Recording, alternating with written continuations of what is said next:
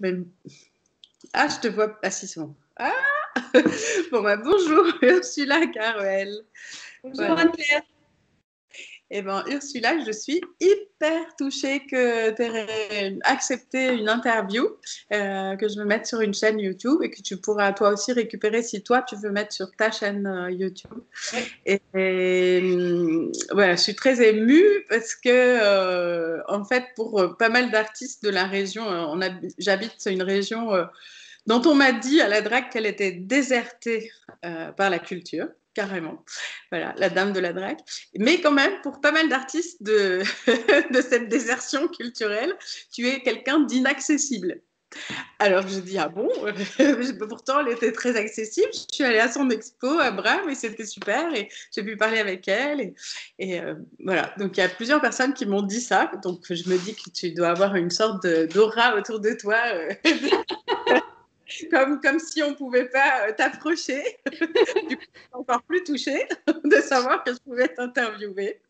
Alors, je vais te présenter. Euh, oui, ça, c'est un affreux tic de langage. Alors, Ursula, tu es une artiste qui dessine, surtout, plus Oui. qu'elle ne peint. Tu dessines des végétaux et le monde végétal.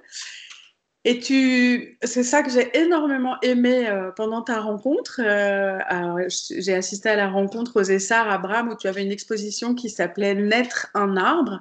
Et après l'exposition et après tout ton discours, parce qu'on t'a écouté pendant, je sais pas, 1 heure, quelque chose comme ça, j'ai regardé tout autrement. Bon, déjà, je suis une grande observatrice de tout, mais j'ai encore plus regardé tous les petits détails des troncs d'arbres, tous les petits détails des feuilles séchées par terre, toutes les petites graines. Et ça, pour moi, ça veut dire que c'est un grand travail artistique.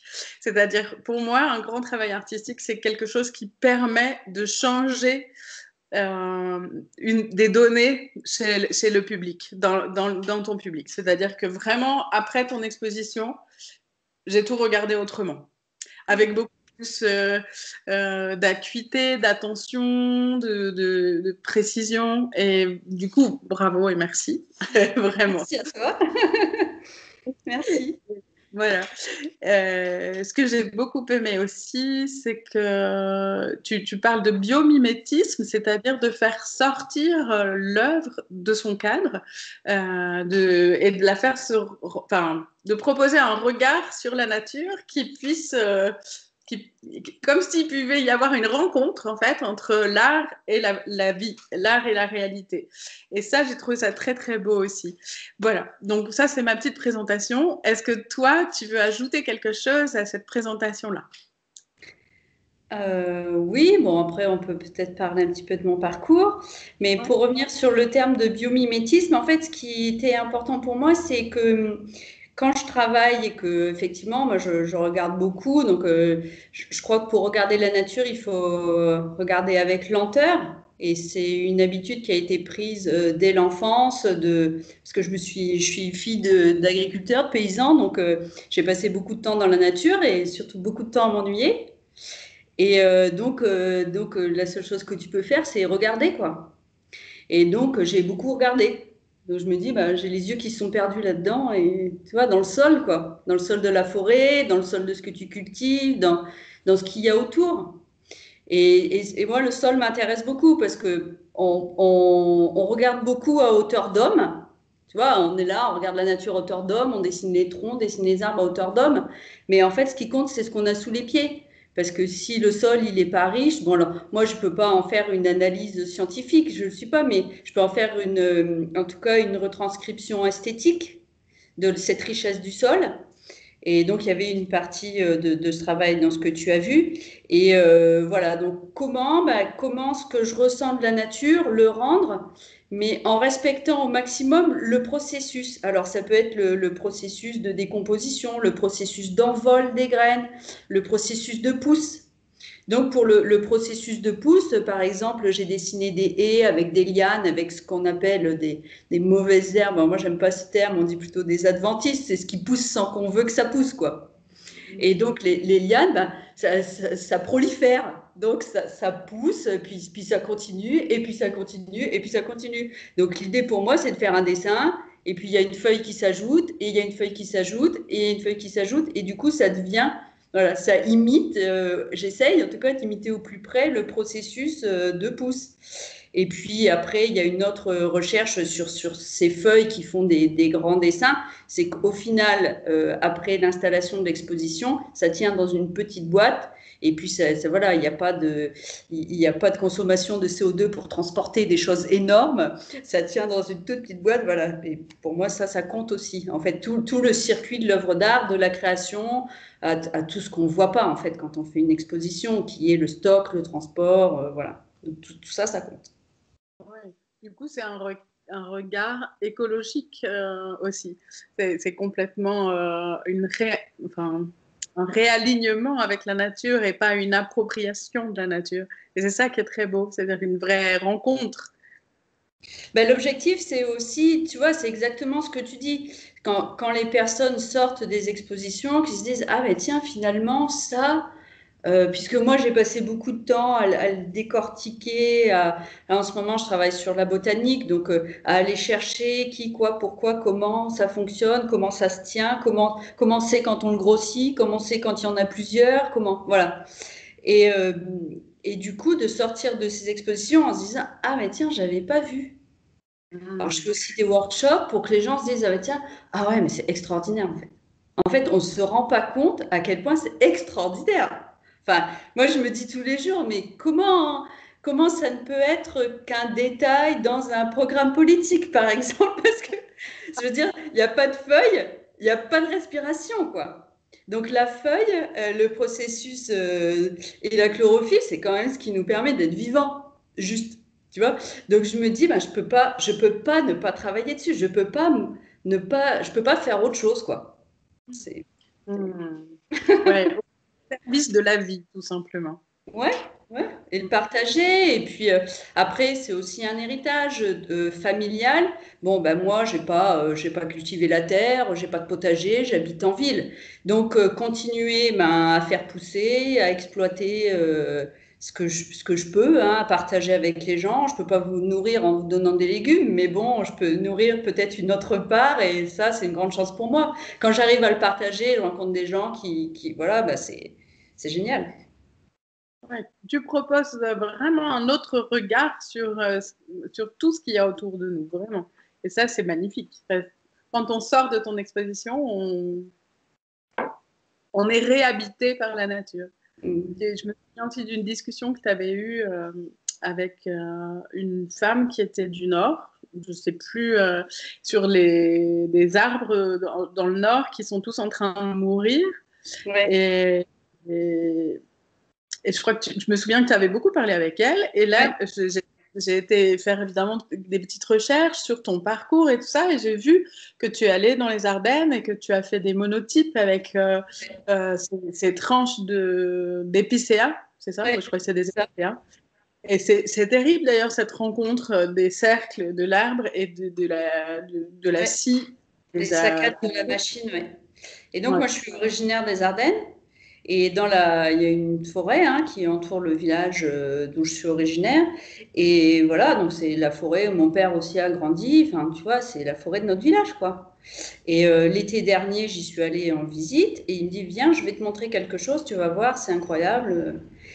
Et donc, il m'a montré ces énormes, et c'est juste inhumain, de tas de troncs d'épicéas qui en fait sont des arbres qui dans tout le nord-est de la France, mais ça descend, ça s'étend, sont tués par des scolites qui sont des petits insectes qui en fait se mettent sous l'écorce et puis font mourir l'arbre. Et alors il y a toujours eu des scolites, mais il y en avait pas assez pour que ça fasse des dégâts, puisqu'avec l'hiver, en fait, les insectes meurent, etc. Mais avec le réchauffement climatique, les insectes ont proliféré et donc ont dévoré des forêts entières. Mais quand on fait un peu de recherche sur YouTube, j'ai mis le lien là vers l'ONF. Quand on regarde dans les Vosges, quand on regarde, c'est terrible en fait dans le Nord-Est. Donc il y a même trop d'épicéas. Alors les épicéas, c'est des arbres pour beaucoup qui ont été plantés, mais il y a aussi des forêts naturelles, il y a des épicéas. Et donc même les exploitants forestiers ne savent plus quoi faire de leurs épicéas tellement il y en a. Et puis, c'est un bois qui a été détérioré par les scolytes, donc il ne peut pas être bien exploité. Enfin, on ne peut pas en faire des meubles, etc. Donc, ça part dans des déchets. Enfin, c'est une catastrophe forestière. Et puis ensuite, bon voilà, il faut replanter. Donc, un exploitant, donc la personne avec qui j'avais discuté était exploitante forestière. Donc, un exploitant qui perd déjà, parce que c'est souvent des champs d'arbres, hein, c'est pas toujours des forêts, c'est des champs d'arbres, hein, c'est pas pareil. Et donc, sont détruits, alors eux, ils gagnent rien, ça leur coûte de les faire transporter, et derrière, il faut replanter. Voilà. Donc, c'est effectivement sur plein de plans, c'est catastrophique. Et donc, moi, devant ces énormes tas, je me suis dit, mais qu'est-ce que je peux faire, quoi? Parce que, en plus, on ne voit plus les cernes des arbres comme on peut avoir dans l'imaginaire de se dire, mais on pourrait retracer, faire des empreintes de la mémoire, tu vois, des cernes, de l'âge des arbres et tout. Parce que là, c'est des machines, quoi. C'est des machines qui coupent, je sais pas, l'arbre, il le coupe en quelques secondes, quelques minutes, le temps de le déboiser, de le couper. Hein. Donc voilà, donc j'ai fait des monotypes, j'ai fait une petite vidéo pour rendre compte des traces de la machine et faire une série. Donc je suis allée chercher un papier de FSC, donc issu de forêt gérée durablement, une encre, une peinture d'origine végétale, puisque j'étais en forêt, il fallait quand même que j'ai des choses qui soient plutôt respectueuses. Hein. Et voilà, donc je me suis mise une journée dans ma forêt pour aller faire ces empreintes-là. Et c'est dur pour moi de voir la série. C'est très dur parce que c'est pas que les troncs, c'est pas que les épicéas autour, les mares, elles sont asséchées, les étangs sont asséchés. J'ai fait des vidéos, mais je peux même pas les montrer. Parce qu'il y a plus de poissons, il y a que 3 pauvres carpes qui sont là, qui sont les poissons les plus résistants et qui étouffent en fait. Elles sont à la surface, elles sont en train de mourir. Et voilà. Et donc, c'est vrai que quand on parle du réchauffement climatique, quand on parle d'écologie, c'est des mots on les entend tellement qu'on ne sait plus quoi raccrocher en fait après. Et moi, ce qui m'intéresse, c'est de me dire, ben voilà, regardons sur place, là autour de nous. Quand je fais une exposition, tu vois, quand je suis allée dans l'Aude, j'ai parlé des paysages de l'Aude. Quand je suis allée dans le Var, j'ai parlé des incendies de forêt du Var. Pour que les gens qui viennent voir l'exposition, qui sont souvent les personnes qui habitent autour des lieux d'exposition, savent, voilà, voient en sortant de quoi on parle.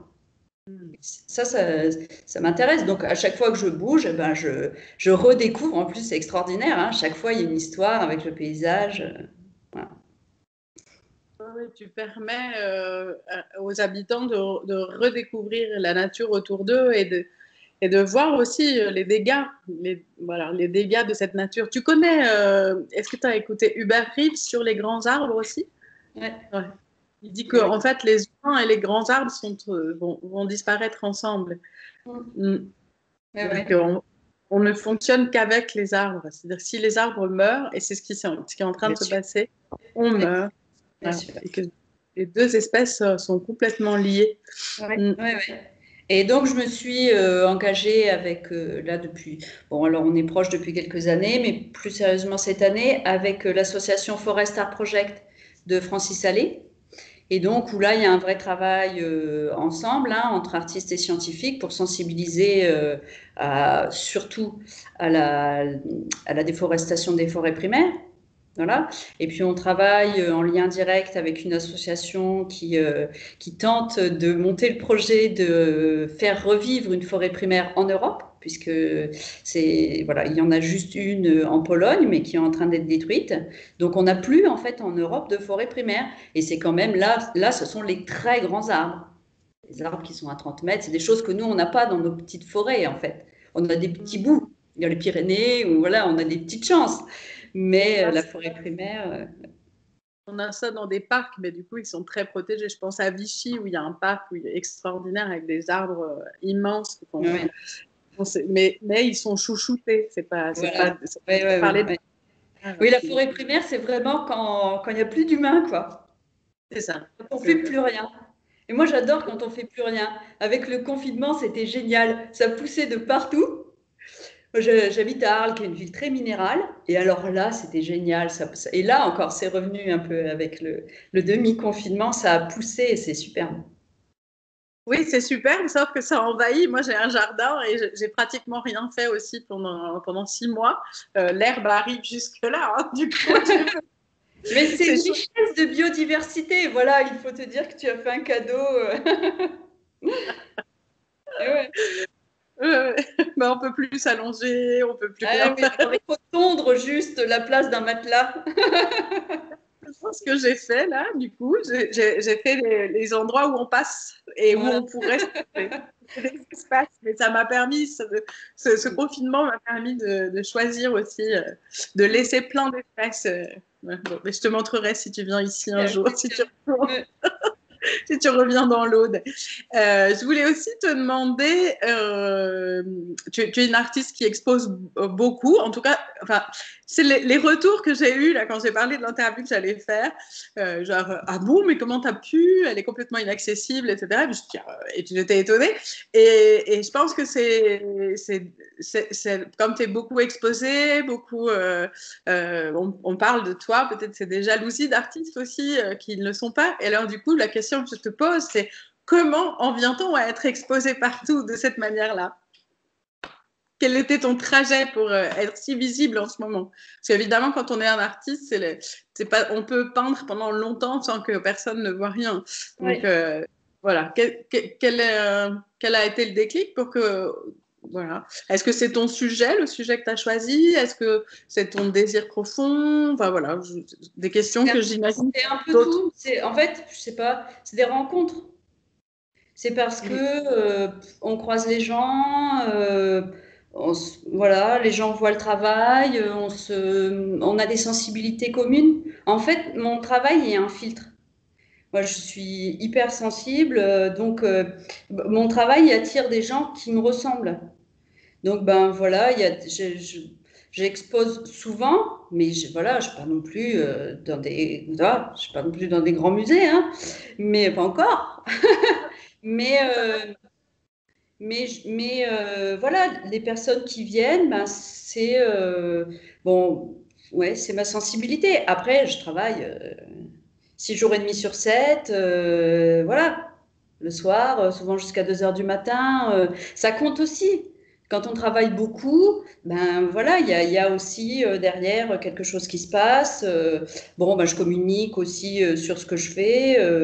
Ça compte aussi. Quand on travaille et puis qu'on montre pas trop ce qu'on fait, bon, ben c'est plus compliqué voilà, il faut montrer. Et puis voilà. Après, je vais pas spécialement toquer aux portes. C'est pas mon créneau. Je pense que les choses viennent. Il y a aussi une part parce que j'aime bien animer des ateliers. Je vais dans les écoles. Je vais parler. Donc voilà. Donc il y a ce volet-là aussi. L'année dernière, j'ai fait une résidence avec le FRAC où je suis allée passer 2 semaines dans une école en haute montagne où on parle directement. Voilà, peut-être il y a la dimension aussi que je ne fais pas que dessiner. C'est-à-dire qu'à côté, il y a aussi une sensibilisation à travers mon travail à ce que je fais. Et puis, on peut monter des performances, on peut monter des choses en parallèle. Il y a plusieurs façons d'aborder. Et puis, le fait de me coller aussi fort à la vie du végétal pour le dessiner fait que du coup j'ai plein de techniques. Il y a des techniques où je vais travailler vite comme les monotypes, et puis il y a des choses qui se font dans la lenteur plutôt à l'atelier, à l'encre, où là je peux passer un mois sur une série parce que c'est quelque chose qui pousse doucement. Voilà. Donc du coup j'ai un panel d'outils qui font que bon ben voilà à partager. Voilà. Ben, ouais. Moi, je suis très contente. Hein. Je travaille tout le temps, moi. J'arrête pas. J'ai pas été confinée. J'ai pas parce que j'en ai envie, parce que j'ai aussi démarré une carrière un peu tard pour un artiste, même si j'ai fait une école d'art, même si j'ai travaillé dans le monde de l'art contemporain, etc. Mais j'ai eu 3 enfants, donc il m'a fallu du temps en fait pour m'installer dans ce cheminement d'artiste de 24 heures sur 24. Donc quelque part, j'ai pas de temps à perdre. Voilà. Je rattrape en tout cas le temps où je n'ai pas fait ça. Et je suis tellement heureuse. Et puis, c'est génial quand on rencontre des gens en face qui ont envie, où on est soutenu. Parce que les périodes où on a été enfermé, il n'y avait plus de public. J'avais quand même des gens qui m'appelaient, qui disaient oui, mais on a envie de faire quelque chose et tout. C'est un cadeau. Enfin, voilà, c'est un cadeau. C'est extraordinaire. Donc, je prends. Mais oui, on souhaite que ça continue encore et encore. Ben Voilà. ouais. Imagine, tu connais la Fondation Cartier? Oui. Ouais, ça serait génial là, que tes œuvres Eh soient là. oui, oui. On espère qu'ils vont nous entendre.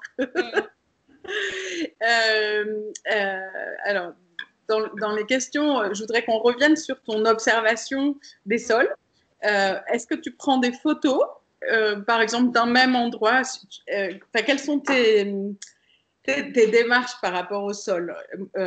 Moi, j'ai adoré aussi, d'ailleurs, c'est extraordinaire parce que tu parlais des petites boules de platane, en fait. Aux Essarts, il y avait voilà, toutes ces petites boules, tout ce que ça devenait. Et tu te disais émerveillé par le nombre de graines qui pouvaient partir comme ça. Et alors que j'ai une autre amie, j'habitais à Paris avant, qui m'avait dit, mais c'est très difficile à planter un platane. Et puis toi c'était le contraire. Ben non, il y en a plein. Ma tête, ça faisait une sorte de truc. Ça veut dire quoi? Et j'ai 2 platanes qui sont sortis. 6 platanes dans mon jardin. Génial, la chance. Et j'aimerais que tu nous parles de ta démarche d'observation du sol. Est-ce que tu choisis un carré et que tu reviens tout le temps prendre des photos et voir comment ça évolue? Enfin, est-ce que tu peux me parler d'une démarche par rapport Oui. au sol végétal, s'il te plaît? Voilà. Oui. Alors, en fait, le truc avec les boules de platane, c'est que donc moi j'habite en ville, donc en ville il y a des platanes. Et je me suis souvent retrouvée bloquée dans la rue à regarder comment la boule éclatait et comment s'explosaient les graines. Tu vois, comment ça bougeait dans le vent. Parce que la façon dont ça bouge, finalement, c'est assez animal, comment ça bouge dans le vent. Le mouvement, en tout cas. Parce que les oiseaux, ils suivent le cours du vent.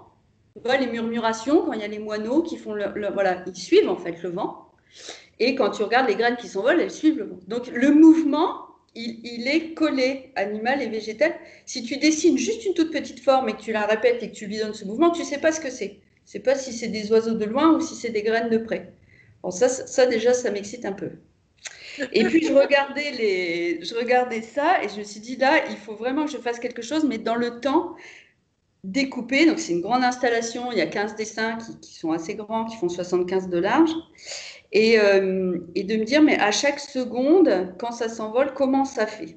Voilà. Donc là, alors, pour les sols de forêt, je vais sur place, je fais des croquis, je fais des photos et je reviens travailler à l'atelier. Pour les akènes, j'ai fait autrement. J'ai pris des boules de platane que j'ai amenées chez moi sur une surface blanche. Et là, moi, j'ai fait bouger. Et j'ai fait des photos à chaque fois pour voir comment ça bougeait, pour avoir quelque chose d'assez précis. Là, c'est vraiment un travail d'atelier cadré. Mais par contre, le regard admiratif des sols de forêt, donc l'exposition Humus qui a eu lieu à Castelnau-le-Lez en 2019, donc là, il y avait 100 dessins sur une petite parcelle de forêt, il y a 100 dessins qui ont été sortis, près de Montpellier. Là, par contre, j'y suis allée en novembre, faire des photos sur place, donc j'ai fait, je sais pas, 500 photos, mais je bougeais à peine, je faisais clic, clic, clic, parce que c'était tellement riche, c'était incroyable. Moi, je viens des Ardennes. La forêt, elle dort pendant 5 mois, on va dire. Il ne se passe rien du tout. Là, dans le sud, ça pousse tout le temps. Enfin, ça s'arrête jamais. Tu peux aller en novembre, il y a des fleurs. Enfin, voilà. Donc, je suis aussi. Ça fait aussi de cet émerveillement. C'est que j'ai connu une certaine, même en France, enfin, il y a des forêts qui sont très différentes. Donc, j'ai connu une certaine esthétique. Et à chaque fois que j'en découvre une autre, je me dis, mais ah bon, c'est incroyable, comment c'est possible? La première année, j'ai vécu dans l'Aude, c'est qui est un département extraordinaire pour les paysages. C'est un des plus beaux départements de France. La première année, je faisais toutes les balades, tous les trucs. À chaque fois, j'étais, mais c'est pas possible que ça pousse maintenant. Les amandiers en février, enfin, on se dit, mais ah bon? C'est possible? Et je suis partie à Paris, je ne sais plus quand, et mon immense plaisir en revenant, beaucoup plus que de retrouver la maison, c'était de regarder tous les petits progrès du jardin, cette petite fleur, ce petit bouton, et c'est effectivement, même en hiver, ça bouge. Tout bouge. Tout le temps. Tout le temps. C'est extraordinaire. Et merci parce que je l'avais déjà, cet émerveillement pour la nature, mais grâce à ton travail, je l'ai encore plus et j'observe tout. Je me suis surprise à revenir de Paris et vraiment, la première chose qui m'a complètement émue, c'était de regarder toutes les petites nouvelles pousses, toutes les petites fleurs, toutes les petites choses qui étaient sorties. Et c'est vrai, ça pousse tout le temps. C'est vrai que c'est extraordinaire. L'autre, j'en suis amoureuse. Pour aussi, je suis fan. Ouais, bon, est-ce que tu as un encouragement à donner à des jeunes artistes qui voudraient se lancer ou voilà, est-ce que tu voudrais dire quelque chose, voilà, si des jeunes artistes regardent. En fait, il me semble qu'il faut déjà bien se connaître, voilà, pour s'accepter, accepter toutes les parts de soi, accepter même celles qu'on veut pas voir, même ce qu'on refoule, et voilà, se connaître, essayer en tout cas, parce qu'on peut jamais se connaître vraiment, mais essayer de se connaître le mieux possible pour réussir à trouver ce qu'on veut vraiment dire, ce qui compte pour nous, parce que ce qu'on arrive bien à défendre, c'est ce qui nous touche. Quand on a une production artistique avec quelque chose qui nous touche, les gens en face le sentent. Donc, ça permet que tout le monde se sente bien. Je ne crois pas que la création se construit sur un concept purement intellectuel. On ne peut pas aller contre soi, en tout cas, dans la création. Et plus on est proche de soi, et plus voilà, ça prolifère. Moi, ça ne s'arrête jamais. J'ai un carnet où j'écris en permanence tout ce que je ne peux pas faire, ce que je n'ai pas le temps de faire. Voilà. J'avais une amie qui, quand j'étais adolescente, qui disait tout le temps, t'imagines tous les livres qu'on ne pourra jamais lire. Voilà, c'est ça. Toutes les Ursula que tu ne peux pas être, mais tu es déjà beaucoup Ursula. Ouais. Ok, bon, merci beaucoup. Je crois que voilà, on va s'arrêter. Et je te remercie du fond du cœur. Est-ce que tu peux donner, là, on est au mois de mai, début mai. Est-ce que tu peux donner une date de prochaine expo ou comment on peut voir ton travail bientôt? Oui. Donc je pars dimanche en résidence dans la Drôme, à Valory, qui est un petit village près de Pierrelatte, qui est un très beau village, qui est superbe. Et donc voilà, grande chance d'aller travailler dans la Drôme directement. Donc l'exposition démarre le 27 mai. Ça s'appelle la Maison de la Tour à Valory. C'est un très beau centre d'art. Donc jusque fin juin. Et ensuite, en juillet, j'ai une exposition à Caron, qui est au pied du Ventoux, dans une chapelle, la chapelle des Pénitents Gris, et qui ouvre, c'est assez drôle d'ailleurs, qui réouvre une partie d'un couvent des Ursulines. Alors voilà, c'était Ursula dans les Ursulines, donc c'est rigolo. Et donc voilà, donc je vais réinvestir en fait cette partie de couvent qui n'était plus ouverte depuis, qui n'a jamais été ouverte au public. Donc, c'est aussi un cadeau de pouvoir aller là-bas. Donc là, je suis en immersion sur le Ventoux depuis plusieurs mois. Donc, la toile qui est derrière moi, c'est un de mes derniers bébés qui sera présenté à Caron. Et voilà, donc c'est 2 expositions personnelles en ce moment. Peut-être la nuit des musées, on ne sait pas encore, on saura demain. Si elle aura lieu, je croise les doigts, au musée Réatu à Arles. Donc là, je fais une performance sur toute l'ouverture théorique de la nuit des musées. Je fais un wall drawing. Donc wall drawing, c'est dessiner directement sur le mur. Donc c'est un très grand mur. Voilà. Donc ça, ce sont les 3 choses qui étaient un peu sur la sellette et puis qui vont se faire. Les expositions, c'est sûr, parce que même avec des jauges, on ouvrira. Et la nuit des musées, on attend que le ministère nous dise si ça aura lieu ou pas, on ne sait pas encore. Voilà. Disons que ça aura lieu. Voilà. De toute façon, ça aura lieu parce qu'on a décidé avec le musée de quand même tenir la performance, mais on ne sait pas si on fera le 15 mai ou plus tard dans l'année. Voilà. Et on fera un petit film de toute façon pour que ce soit visible sur Internet et qu'on puisse le diffuser un maximum. Okay. Voilà. Bon, mais merci du fond du cœur, Ursula. Merci à toi.